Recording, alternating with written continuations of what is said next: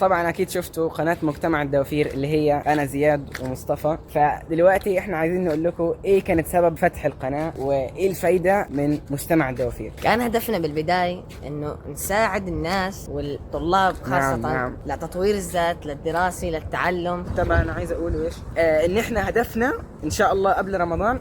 قول لهم الهدف نوصل ل10,000 مشترك ومليون مشاهدة. وقلنا ايه حاجه ثانيه انه ايوه ننزل 60 فيديو 60 فيديو. فالموضوع صعب ورمضان قرب تقريبا باقي 42 يوم تقريبا اقل كمان. فاحنا محتاجين جدا دعمكم يا ابني ما عشان يشتركوا في القناه. خلاص يا زياد، انت كل 50 مشترك ايه ده يعني ان شاء الله بنزداد. فاحنا والله يعني بنتعب في التمثيل وبنتعب بنتعب يعني كتير الولد بيبكي خلاص الولد بيبكي.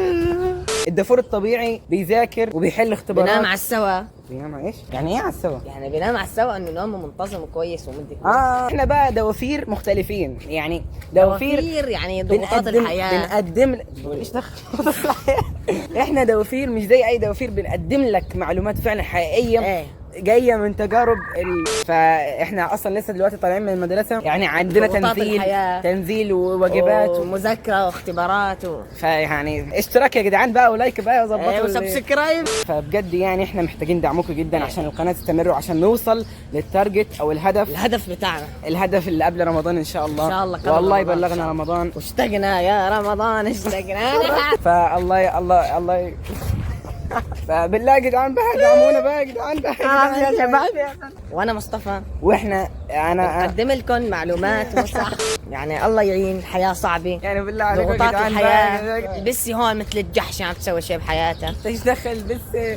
ما بعرف دخل بسي. وهنا القطه عامله ايه يا قطشه ليسا؟ والله يا جدعان القطط دي اسطوريه. انت يعني دافور يا عم احنا ده مصطفى الدافور. انت ازاي دافور يا ابني؟